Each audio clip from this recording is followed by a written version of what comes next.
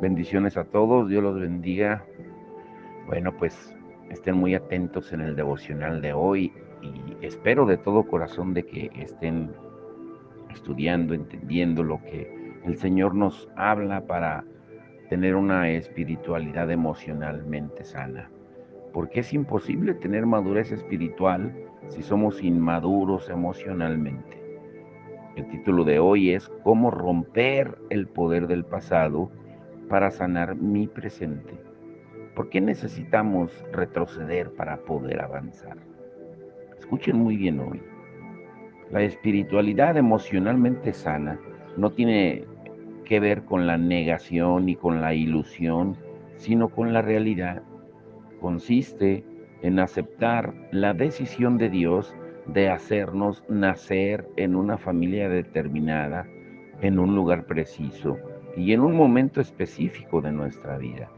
Esa decisión suya nos concedió algunas oportunidades y dones, y también nos otorgó una cierta cantidad de lo que llamamos bagaje cultural en nuestro caminar a través de la vida.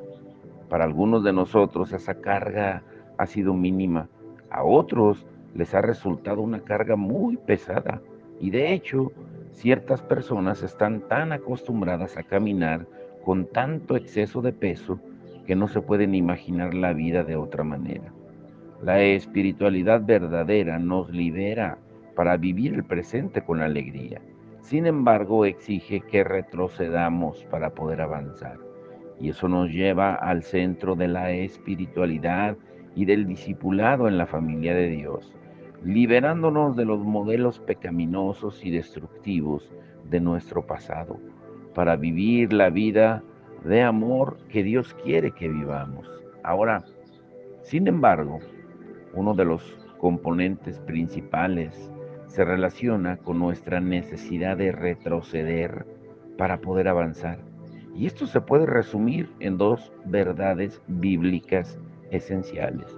Número uno, las bendiciones y los pecados de dos o tres generaciones pasadas de nuestra familia que tienen un profundo impacto en quienes somos en el presente. Y número dos, el discipulado nos exige dejar de lado los modelos pecaminosos de nuestra familia de origen para volver a aprender cómo vivir a la manera de Dios y en la familia de Dios. El camino hacia una espiritualidad emocionalmente sana exige que estos componentes bíblicos principales sean centrales en nuestra comprensión de lo que significa ser un seguidor de Jesús. Ahora, ¿cómo influye el poder de la familia? Cuando la Biblia utiliza la palabra familia, se refiere a todos nuestros parientes de dos o tres generaciones. Tu familia, desde un punto de vista bíblico, incluye a todos tus hermanos, hermanas, tíos, tías, abuelos, bisabuelos, tíos, abuelos y tías abuelas y otras personas importantes hasta mediados del siglo XVIII. Aunque los sucesos y las circunstancias externas poderosas nos afectan a lo largo de nuestra vida terrenal, nuestra familia constituye el grupo más poderoso al que siempre perteneceremos, incluso las personas que abandonan su hogar siendo jóvenes, decididas a separarse de la historia de su familia, pronto descubren que el modo de vivir de ella la sigue donde quiera que vayan, y lo que ocurre en una generación generalmente se repite en la siguiente. Las circunstancias de las acciones y decisiones que se toman durante una generación afectan a las generaciones siguientes. Y por ese motivo es común observar cómo ciertas formas de conducta, como el divorcio, el alcoholismo, las conductas adictivas, el abuso sexual, los malos matrimonios, los hijos rebeldes, la desconfianza en la autoridad, los embarazos fuera del matrimonio, la imposibilidad de mantener relaciones estables, etcétera, etcétera, pasan de una generación a la siguiente. Los científicos y sociólogos Han debatido durante décadas si esto es resultado de la naturaleza de nuestro ADN o de la crianza, del ambiente en que crecimos o de ambas cosas a la vez. Pero piensa en lo siguiente. Dios, al darnos los 10 mandamientos, Él conectó esa realidad a su propia naturaleza. Cuando Él dijo en Éxodo 24 al 6, no te hagas ningún ídolo, yo, el Señor tu Dios, soy un Dios celoso. Cuando los padres son malvados y me odian, yo castigo a sus hijos hasta la tercera y cuarta generación. Por el contrario, cuando me aman y cumplen mis mandamientos, les muestro mi amor por 1000 generaciones. Esa misma verdad la repitió cuando Moisés le pidió ver su gloria. Dice en Éxodo 34, 6 al 7, pasando delante de él proclamó el Señor Dios clemente y compasivo, lento para la ira y grande en amor y fidelidad, pero que no deja sin castigo al culpable, sino que castiga la maldad de los padres en los hijos y en los nietos hasta la tercera y la cuarta generación. Cuando David asesinó a Urías para casarse con, con su esposa Betsabé, Dios proclamó: por eso la espada jamás se apartará de tu familia, pues me despreciaste al tomar a la esposa de Urías e hiciste Urías elitita para hacerla tu mujer, en 2 de Samuel 12:10. Las tensiones familiares, la rivalidad entre los hermanos y la disputa interna marcaron a sus hijos, nietos y bisnietos por generaciones. Los modelos familiares del pasado se reproducen en nuestras relaciones presentes sin que sea necesario que nosotros nos demos cuenta. Podemos parecer personas que funcionamos por nuestra cuenta, pero en realidad somos jugadores dentro de un sistema familiar más amplio que puede remontarse, como dice la Biblia, a 3 o 4 generaciones. Lamentablemente, no nos es posible borrar los efectos negativos de nuestra historia familiar, principalmente cuando tratamos de sepultarla, porque vive en nuestro interior. El precio que pagamos por huir de ella es alto y solo la verdad nos hará libres. Jesús dijo en Mateo 10:37, el que quiere a su padre, madre, hermano o hermano, o sea, su cultura u otras influencias importantes, tradiciones religiosas, más que a mí, no puede ser mi discípulo. Esto es muy profundo, porque Jesús sabía que nuestras familias son imperfectas y que nuestras relaciones y modelos de amor están dañados debido al pecado. Cualesquiera que sean nuestra cultura, país de origen, educación, clase social o edad, los mensajes y guiones tempranos que absorbemos de nuestra historia tienen una gran influencia en nuestras relaciones y modos de comportarnos en el presente y también en nuestra autoestima. Ahora, la Biblia menciona a Abraham, Isaac y Jacob. En Génesis, el primer libro de la Biblia, relata cómo funciona esta verdad de que los pecados y las bendiciones pasan de generación en generación. Por un lado, las bendiciones concedidas a Abraham por su obediencia pasaron de generación en generación a su hijo Isaac, a su nieto Jacob y sus bisnietos José y sus hermanos. Pero al mismo tiempo observamos un modelo de pecado y quebrantamiento que se transmite entre las generaciones. Es verdad, se hereda más de lo que se aprende. Por ejemplo, observamos un modelo de mentira en cada generación. Abraham mintió 2 veces sobre Sara, y el matrimonio de Isaac y Rebeca estuvo caracterizado por las mentiras. Jacob le mintió casi a todos y su nombre significa usurpador, impostor. 10 de los hijos de Jacob mintieron acerca de la muerte de José, fingieron un funeral y mantuvieron un secreto familiar por más de 10 años. También hubo favoritismo en cada generación por parte al menos de uno de los padres. Abraham, él prefería a Ismael. Isaac prefería a Esaú. Jacob prefería a José y luego a Benjamín. Los hermanos que experimentaron una separación entre ellos en cada generación. Isaac e Ismael, los hijos de Abraham, estaban separados. Jacob huyó de su hermano Esaú y estuvieron completamente separados durante años. José estuvo separado de sus 10 hermanos por más de una década. También hubo mala intimidad en los matrimonios de cada generación. Abraham tuvo un hijo extramarital con Agar, Isaac tuvo una relación muy mala con Rebeca, y Jacob tuvo 2 esposas y 2 concubinas.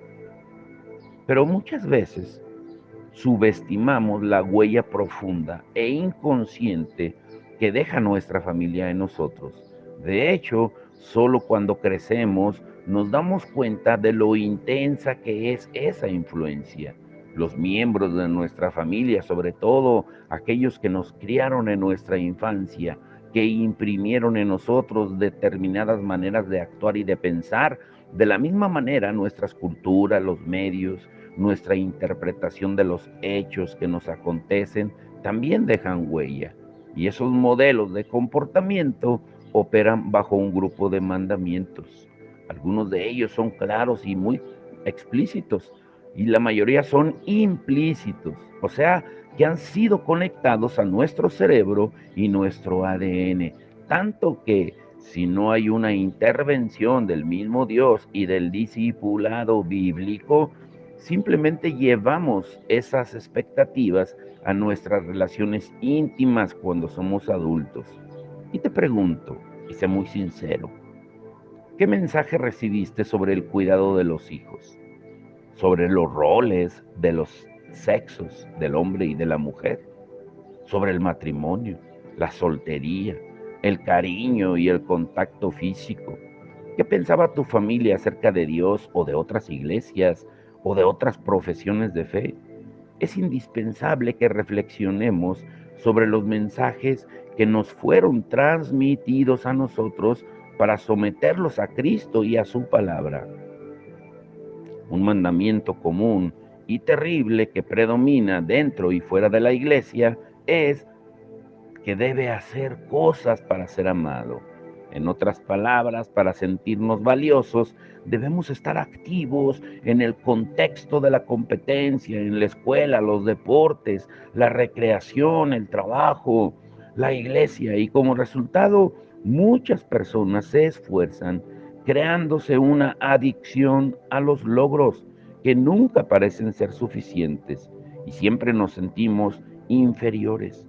Muchos conocemos la experiencia de recibir aprobación por lo que hacemos, pero muy pocos apreciamos la vivencia de sentirnos amados solo por ser lo que somos. Ahora, ¿de qué manera han impactado tu vida y tus relaciones en el presente? Nuestra historia personal determina nuestra vida actual de una manera profunda y es muy alto el precio que se paga por ignorar el impacto de nuestro pasado en nuestra vida presente. La voluntad de Dios en cuanto a dejar nuestra familia es similar a su voluntad de que los israelitas dejaran a Egipto. Y aunque abandonaron físicamente la tierra de Egipto, una gran porción de la cultura y el pensamiento egipcio permaneció en ellos. De la misma manera podemos tomar la decisión de convertirnos en seguidores de Cristo y sin embargo seguir obedeciendo tal vez de manera inconsciente los mandamientos y las reglas que asimilamos de nuestra familia de origen.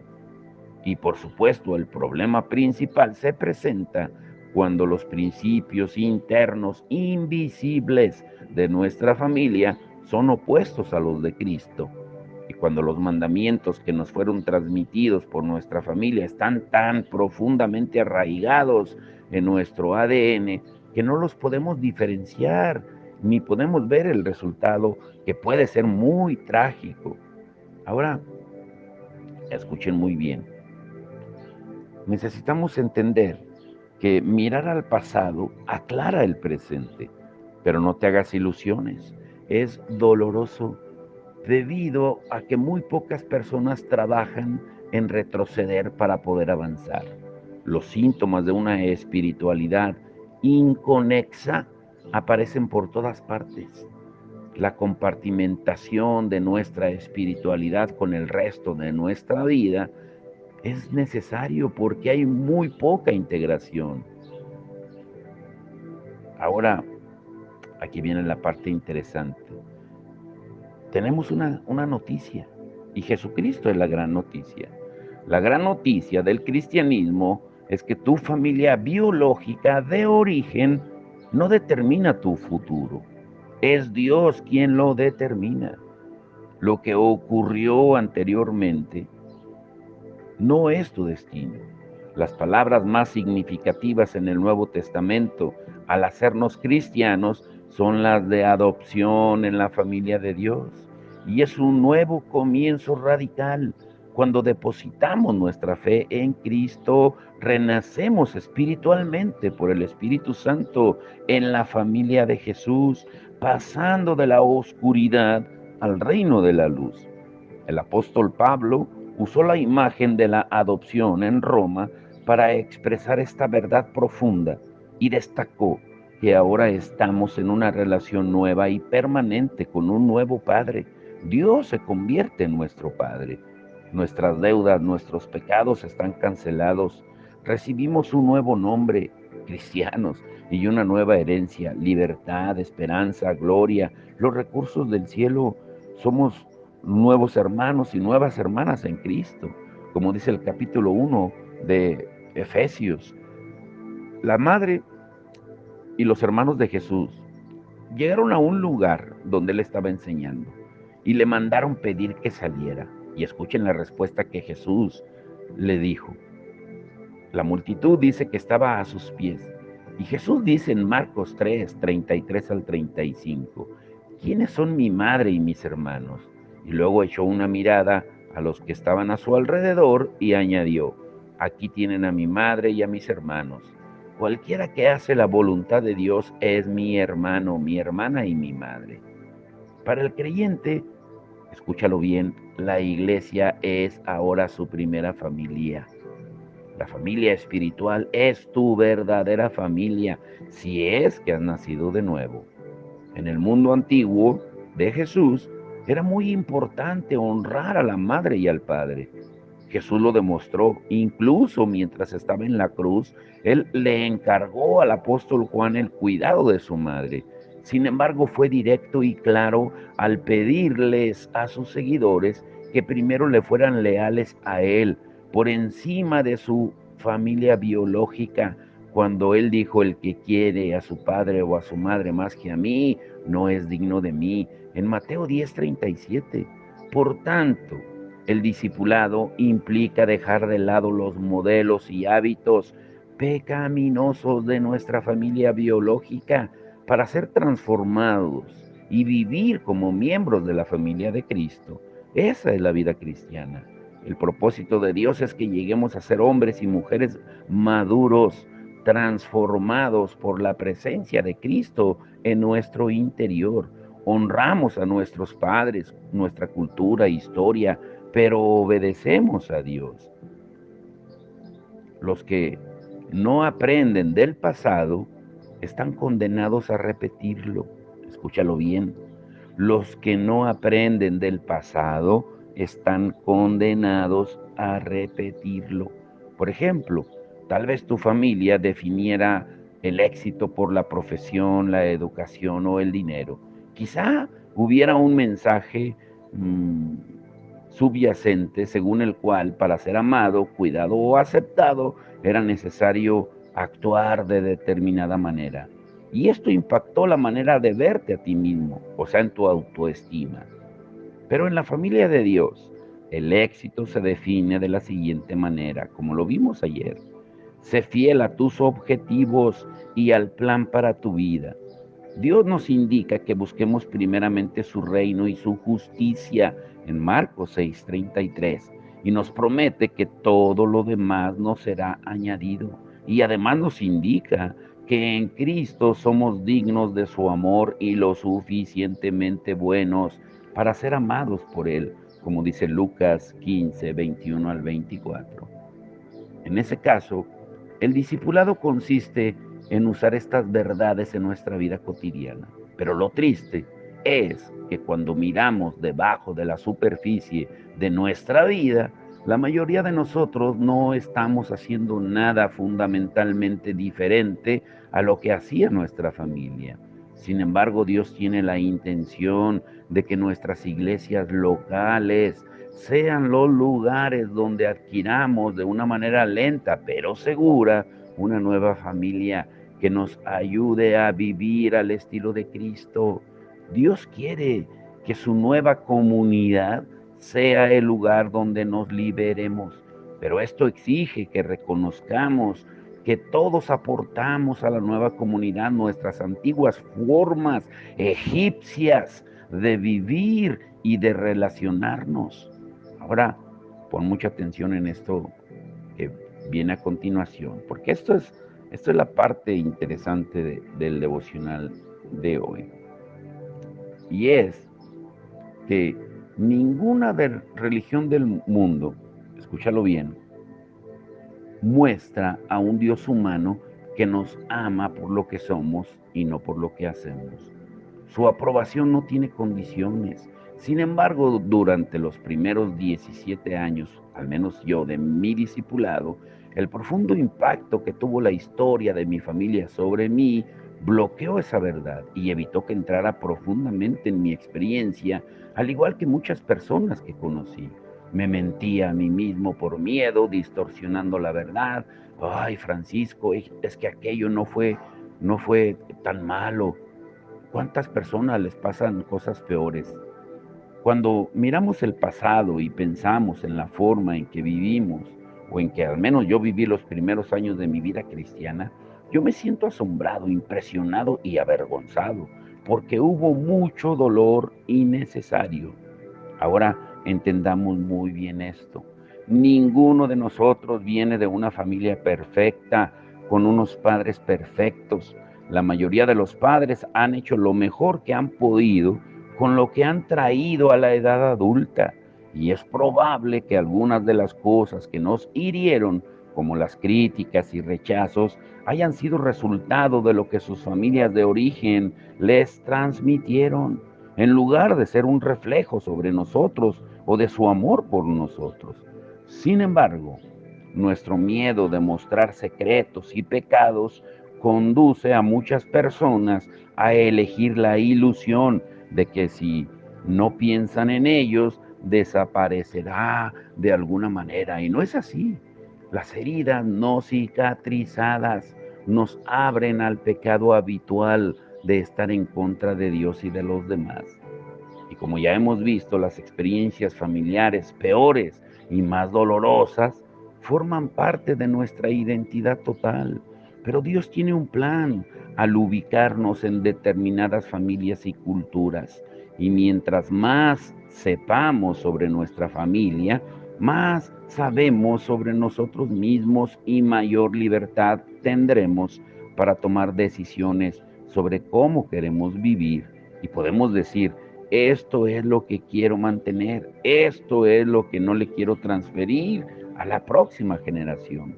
Si ignoramos la verdad por miedo, terminaremos mm, como la en una novela de Charles Dickens, como la señorita Havisham, en la novela Grandes Esperanzas, que era hija de un hombre rico, y en el día de su boda, a las 8:40 de la mañana, recibió una carta en la cual se le informaba que su futuro marido no iba a ir a la ceremonia.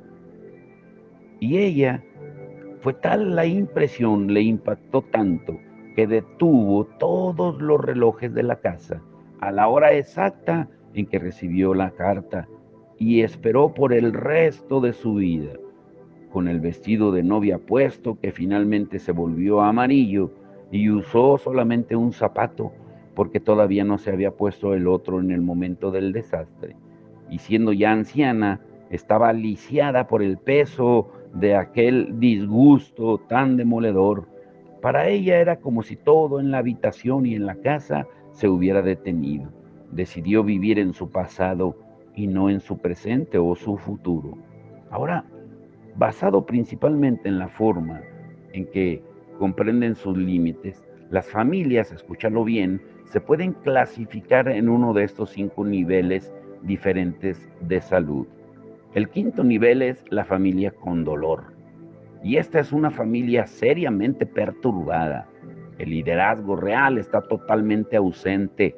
Los calificativos que describen a estos hogares son caos, incertidumbre, confusión y desconcierto. Nunca se abordan ni resuelven los conflictos. Esa familia carece de capacidad para considerar sus asuntos con claridad. El cuarto nivel es la familia en el límite. Esa es una familia polarizada. En lugar de anarquía, como en el nivel 5, aquí gobierna una dictadura. En lugar de carecer de reglas, este hogar tiene reglas inflexibles. Hay maneras rígidas de pensar, de sentir y actuar que superan todos, que se superan de todos los miembros. Nadie se puede atrever a decir, es que no estoy de acuerdo con lo que dijiste. El tercer nivel es la familia atada a las reglas. Esta familia no está sumida en el caos ni bajo una dictadura. Es más sana que la del nivel 4. Sin embargo, sentirse amado y bien consigo mismo depende de que se obedezcan las reglas explícitas e implícitas de la familia. Si me amas, harás todas las cosas que sabes que cuentan con mi aprobación. Y hay un árbitro invisible y las reglas del sistema son más importantes que las personas. Un nivel sutil de manipulación, de intimidación y culpa impregna el hogar. Y el nivel primero y segundo es la familia apropiada y la óptima. En estas familias existe la capacidad de ser flexible, porque se ama a cada uno de sus miembros y al mismo tiempo se valora el sentido de unidad, los nuevos sentimientos, la confianza y el trabajo en equipo por parte de los padres permiten que los miembros traten las dificultades y los conflictos. Lo que distingue a las familias del nivel 2 de las que se encuentran en el nivel 1 se puede resumir en una palabra: placer. Los miembros de las familias del nivel 1 disfrutan verdaderamente de estar juntas. Ahora, hazte la siguiente pregunta o a las siguientes preguntas. ¿Cuál de estas 5 categorías de familias describe mejor tu experiencia de niño? ¿De qué manera tu familia de origen todavía tiene un impacto en ti? ¿En cuáles áreas necesitas trabajar deliberadamente para avanzar en Cristo? Por ejemplo, en los límites, manejo de conflictos, intimidad, etcétera. Podemos ver en la vida de José un ejemplo. No lo vamos a terminar el día de hoy. Bueno, vamos a procurar, aunque tardemos un poquito. Pero José es un modelo de cómo retroceder para poder avanzar. La última cuarta parte del Génesis habla de cómo José se convirtió en un adulto espiritual y emocionalmente maduro que vivía su destino único en Dios. Sin embargo, al igual que muchas familias, la de José se caracterizaba por una angustia y una tristeza notable. José aparece en Génesis 37 a los 17 años. Es el 11º de los 12 hijos de Jacob y el favorito de su padre. Aquella era una familia muy compleja en la que vivían bajo un mismo techo Jacob, sus 2 esposas, 2 concubinas y todos sus hijos. Y José parecía inmaduro, arrogante, ignorante, a causa de sus sueños y visiones de Dios, lo que lo separaron aún más de sus hermanos. El odio hacia su persona creció hasta el punto de que inventaron la mentira de que un animal salvaje lo había destrozado y lo vendieron como esclavo para Egipto, con la esperanza de no volver a saber de él. De muchas maneras, el grado y la cantidad de los secretos que había en la familia demuestran su nivel de salud y madurez. La familia de José, según ese criterio, estaba muy enferma. El padre, el abuelo y el bisabuelo habían mentido y dicho verdades a medias. Había entre ellos secretos y envidias, y ahora llevaban ese modelo generacional a un nuevo nivel. Imagínate el impacto para José. Había perdido a sus padres, sus hermanos, su cultura, su comida, su idioma, su libertad, su esperanza en un solo día. Y en Egipto, mientras servía como esclavo en la casa de Potifar, se le acusó falsamente de violación y permaneció en prisión por años.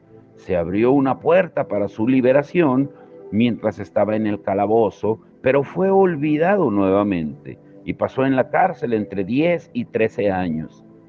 ¡Qué traición! Su vida hasta los 30 años parecía una verdadera tragedia. Si alguien tenía que estar lleno de rencor y de rabia por tanto dolor familiar, ese era José. Sin embargo, permaneció fiel, buscando y amando a Dios, aun cuando giraban a su alrededor unos actos horrendos, fuera de control. Las escrituras lo describen diciendo que caminaba con Dios. Luego ocurrió lo increíble. Por haber interpretado un sueño que había tenido, el faraón en una noche fue liberado de la prisión y convertido en la segunda persona en importancia de Egipto, la superpotencia de aquellos tiempos. Siguió José caminando con el Señor hasta su muerte, colaborando con el Dios de Israel, a fin de ser una bendición a su familia de origen, a Egipto y al mundo. Honró y bendijo a la familia que lo había traicionado. José retrocedió para avanzar. La pregunta es, ¿cómo lo hizo? ¿Qué lecciones podemos aprender de su vida? Bueno, hay tres lecciones importantes. Número uno, José tenía un profundo sentido de la grandeza de Dios. En repetidas ocasiones, José confirmó la gran mano bondadosa del Señor a través de todos sus sufrimientos y privaciones. En Génesis 45:8, él dijo, fue Dios quien me envió aquí y no ustedes. Lo dijo repetidamente. Y al hacer esto, él afirmaba que Dios nos guía de manera misteriosa hacia sus objetivos a través de la oscuridad. Dios, el Señor Todopoderoso, es quien tiene toda la historia bajo su control y que trabaja de manera oculta para nosotros en la tierra. José comprendió que en todo momento Dios está obrando a pesar de, en medio de y contra toda fuerza humana para llevar a cabo sus propósitos. Y nunca pierde nada de nuestro pasado para su futuro cuando nos entregamos a Él. Cada error, cada pecado, cada desviación que suceden en nuestro caminar, Dios lo toma y lo convierte en don suyo para un futuro de bendiciones. ¿Por qué? ¿Por qué Dios permitió que José pasara por tantos sufrimientos y tantas pérdidas? Vemos rastros del bien que surge de esto en Génesis 37 al capítulo 50, pero gran parte sigue siendo un misterio. Lo que es más importante es que José se sostuvo en la bondad y el amor de Dios, aun cuando las circunstancias iban de mal en peor. El que tenga oídos para oír, oiga. Número 2, José admitió honradamente la tristeza y la pérdida de su familia.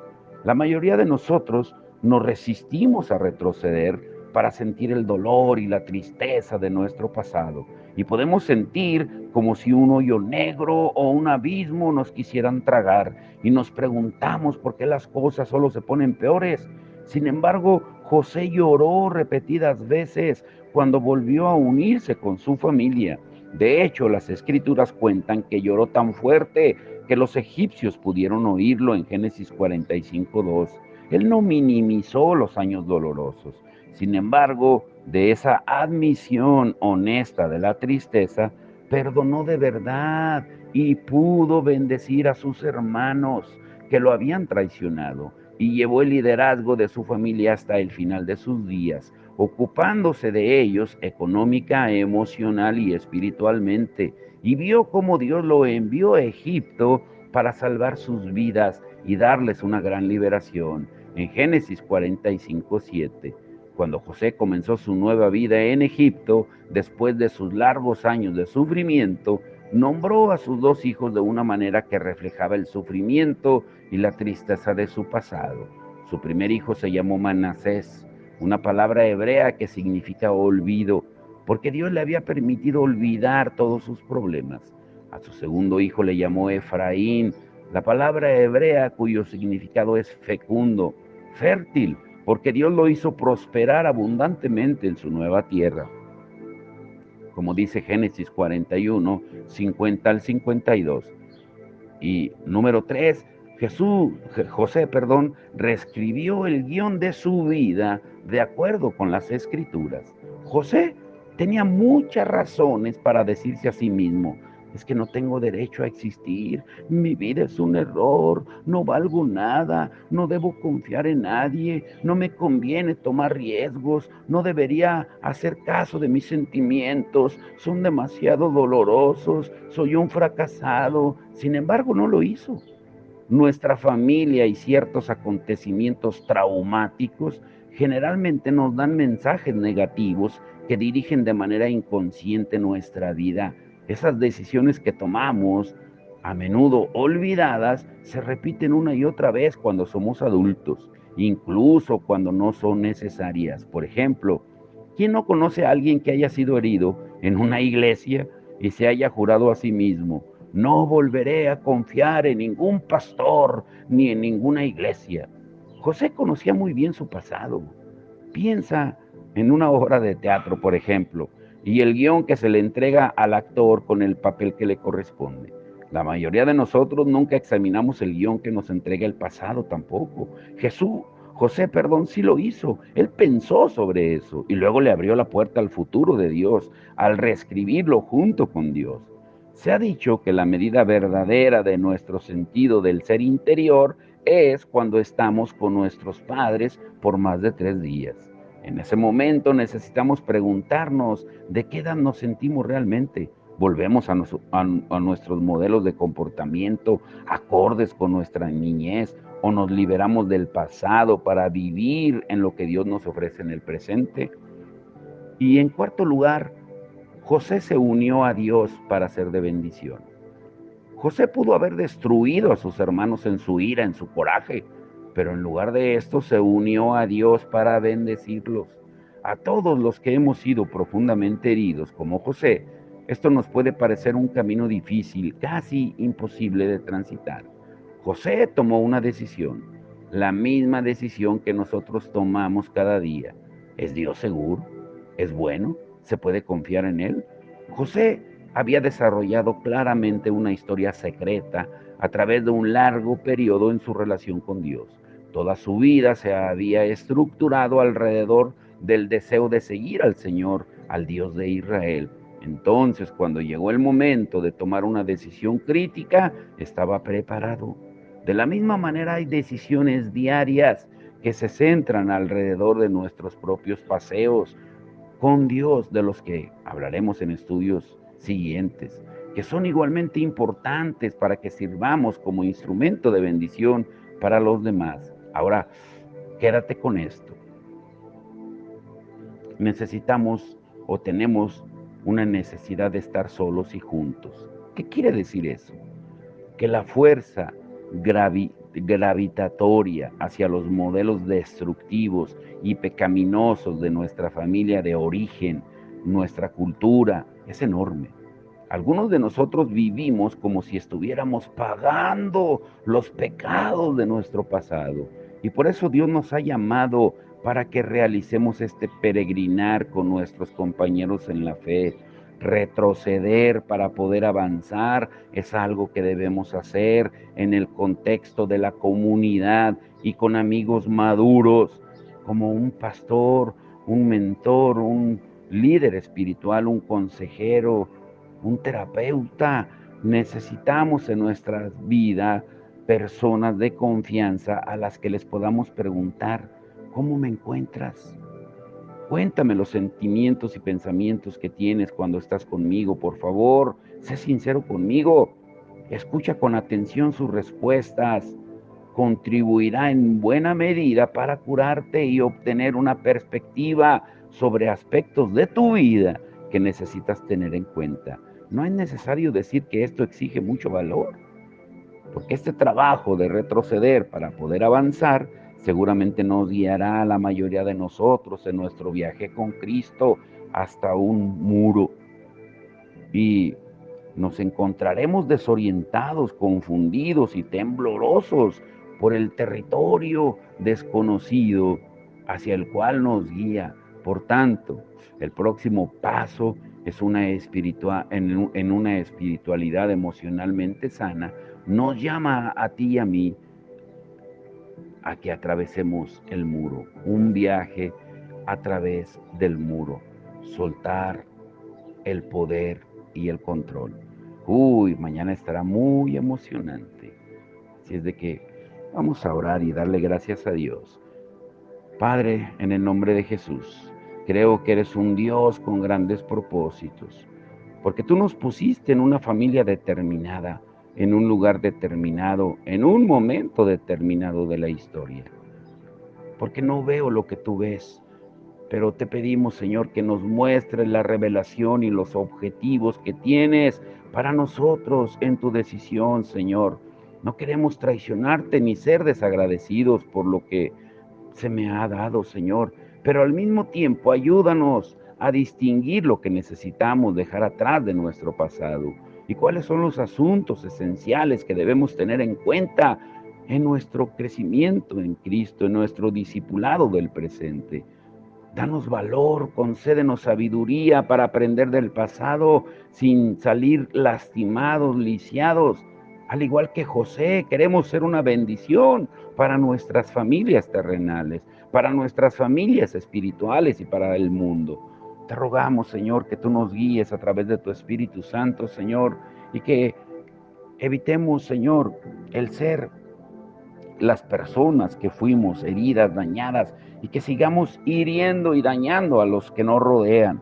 Pero solamente podemos hacerlo cuando nacemos de verdad en ti, cuando somos nuevas criaturas en Cristo y cuando sabemos que las cosas viejas pasaron y todas son hechas nuevas en Cristo. Y cuando retrocedemos, como hablamos hoy, Señor, no es que hagamos una regresión al pasado como muchos, sino que necesitamos retroceder para poder avanzar, para romper el poder del pasado, para sanar nuestro presente. Por eso el título de hoy, cómo romper el poder del pasado para sanar mi presente. Y tú nos das la respuesta, Señor. Te damos la honra y la gloria en el nombre de Jesús. Amén y amén.